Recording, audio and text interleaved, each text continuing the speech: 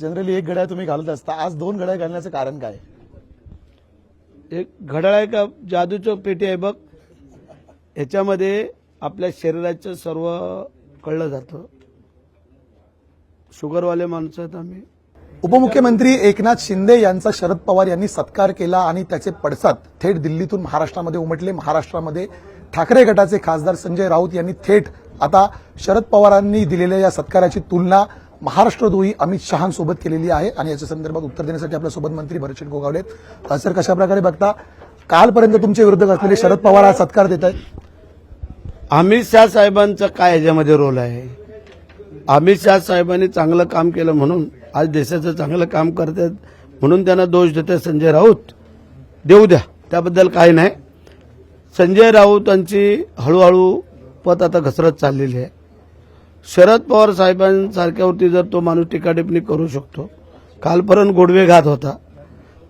एकनाथ शिंदे साहेबांनी आतापर्यंत त्यांच्या कारकिर्दीत केलेलं चांगल्या कामाचं पोचपावती त्यांना सन्मान देऊन जर शरद पवार साहेबांनी केला असेल, त्यामध्ये काय एवढं गैर आहे? अरे, महाराष्ट्राच्या माणसाला दिल्लीमध्ये बोलून जर सत्कार केला जातोय, तो महाराष्ट्राचा सत्कार आहे असं उलट त्यांनी मोठ्या मनाने बोलायला पाहिजे होतं. म्हणजे आम्हाला पण वाटलं होतं, पण हे खोट्या मनाची माणसं मोठं काय बोलू शकतात? तेव्हा संजय राऊत हा जवळजवळ आता उद्धव साहेबांची संघटना कमी कमी करत चाललेला आहे आणि त्यांनी काय कुठनं सुपारी घेतली आम्हालाच नाही कळत. तुम्ही ज्या मुद्द्यावरती महाविकास आघाडीतून बाहेर पडलेला होता, विकासाचा अजेंडा होता, त्याची पावती म्हणता येईल का हा पुरस्कार? म्हणजे 100%. कारण आतापर्यंत साहेबांनी त्यांच्या आयुष्यामध्ये जी काही चांगली कामं केली त्यातला हा अत्यंत महत्त्वाचा. आणि दिल्लीत जाऊन जो पुरस्कार आपल्या महाराष्ट्राच्या माजी मुख्यमंत्री, आताचे उपमुख्यमंत्री आणि एक मराठी माणसाला जर तिथं दिला जातोय, त्याच्यापेक्षा आनंद दुसरा काय असू शकतो? आज कोकणामधील कुडाळमधील 7 नगरसेवक आहेत ठाकरे गटाचे, ते भाजपमध्ये प्रवेश करतायत. राजन साळवींनी सुद्धा आता माजी आमदार राजीनामध्ये ते शिवसेनेमध्ये प्रवेश करतायत. काय सांगाल, ठाकरे गटाला आत्मपरीक्षण करण्याची गरज आहे? कारण माजी आमदार असतील, नगरसेवक असतील, सोडून चाललेले आहेत. आता संजय राऊत सारखी माणसं उद्धव साहेबांकडे जोपर्यंत आहेत तोपर्यंत ते उद्धव साहेबांना आत्मपरीक्षण करायला संधी देतील असं आम्हाला वाटत नाही. कारण त्यांचेच आत्मपरीक्षण आता करण्याची वेळ आली संजय राऊतांची. परंतु ठीक आहे, राजकारण आहे. राजकारणामध्ये आणि खेळामध्ये कधी काय बाजू उलटल आणि पलटल. सकाळचा माणूस संध्याकाळी कुठे आहे ते आम्ही कोण सांगू शकत नाही. त्याच्यामुळे हे आता होतं. सत्ता आहे, देशामध्ये सत्ता आहे, राज्यात सत्ता आहे. आता येणाऱ्या स्थानिक स्वराज्य संस्थांमध्ये आम्ही चांगल्या प्रकारे यश मिळवू आणि त्याकरता हे सगळी लोक येऊ घातलेले. अशी नेमकी काय जादूची कांडी फिरली की राजन साळवीसारखा माणूस जो कालपर्यंत निष्ठावंत म्हणून स्वतःला म्हणवून घेत होता, आज शिवसेनेसोबत यायला तयार झाला? खरं म्हणजे त्यांनी पहिलंच येणं गरजेचं होतं. त्यांनी चूक केली, पण हरकत नाही. आत्ता जरी त्यांनी योग्य निर्णय घेतला असेल, त्याचा विचार आम्ही सगळे करू, साहेब करतील. त्यानंतर उदय सामंत आहेत तिथले पालकमंत्री, तेही करतील. संघटना वाढते, वाढणाऱ्या संघटनेसाठी येणाऱ्या लोकांचं स्वागत असतं. हे जर राजन साळवी अगोदर आला असता निवडणुकीच्या, आज आमच्यासोबत आमदार म्हणून असता. पण हरकत नाही आहे, जरी आत्ता आलं तरी चांगली बाब आहे. त्यांना आता कळलं की आपण अगोदर येणं गरजेचं होतं, ते आता येत आहेत. संघटना वाढी संदर्भात तुम्ही बोलताय, याच संघटना वाढीसाठी रायगडचं पालकमंत्रीपद तुमच्याकडे असावं अशी मागणी स्वतः महेंद्र दळवी असतील, महेंद्र तोरवे असतील, आमदार असतील, पदाधिकारी करतायत. कधीपर्यंत हा तिढा सुटेल वाटतं?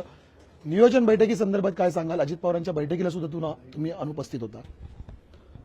कालचा जो दिवस होता तो आमच्या आयुष्यातला फार मोठा दिवस होता. काल भिडे गुरुजींची 40,000ची फौज रायगडावरती आली होती धारकऱ्यांची. त्याला सामोरं जाण्याचं काम माझ्यासहित दुसरे एक 5-6 आमदार होते. सांगलीचे आमदार होते, धुळ्याचे होते, भोरचे होते, कोल्हापूरचे होते आणि राहुलचे तिकडचे होते. असे 5 ते 6 आमदार आणि मी. काल आम्ही त्यांचं स्वागत केलं आणि काल सांगता समारोहाचा कार्यक्रम. आणि तो रायगडला माझ्या मतदारसंघात असल्यामुळे मला थांबणं क्रमप्राप्त होतं. आणि ही मीटिंग कालची आदल्या दिवशी होती, पण ती काही कारणास्तव काल त्यांनी घेतली. पण काल मी येऊच शकत नव्हतो. मी मुख्यमंत्र्यांना फोन करून कळवलं होतं की मी कॅबिनेटला पण नाही येऊ शकत आणि डिप्युटीच्या मीटिंगला पण येऊ शकत नाही. जी वस्तुस्थिती आम्ही सांगितली होती आणि त्याच्यामुळे आम्ही येऊ शकलो नाही. एक प्रश्न वेगळा घेतो. भाजपचे मेळावे विभागीय सुरू आहेत आणि विशेषतः कोकणामध्ये सुद्धा भाजपच्या कार्यकर्त्यांकडून मागणी केली जाते. स्थानिक स्वराज्य संस्थांच्या निवडणुका आहेत, स्वबळावर लढण्याची गरज आहे. शिवसेना पण तयार आहे का स्वबळावर लढण्यास? पहिलं तर आम्ही युतीचा विचार करणार आणि त्यातून ज्या ठिकाणी काय अशा अडचणी निर्माण होतील तिथं मग प्रत्येकाला स्वायत्त आहे, तो भाग वेगळा आहे. परंतु आमचे तिन्ही नेते हे युतीमध्ये लढण्याच्या प्रक्रियेत इच्छुक आहेत. शेवटचा प्रश्न घेतो, वेगळा घेतो. तुमच्या हातातील 2 घड्याळ आज लक्ष वेधून घेत आहेत. जनरली 1 घड्याळ तुम्ही घालत असता, आज 2 घड्याळ घालण्याचं कारण काय? एक घड्याळ आहे का जादूचं पेटी आहे बघ, ह्याच्यामध्ये आपल्या शरीराचं सर्व कळलं जातं. शुगरवाले माणसं आहेत आम्ही, त्याच्यामुळे मला ते एका मित्राने दिलं आणि त्यांनी स्वतः घातलं, बांधलंय. अजून कसं ऑपरेट करायचं ते माहिती नाही, पण आता कराल.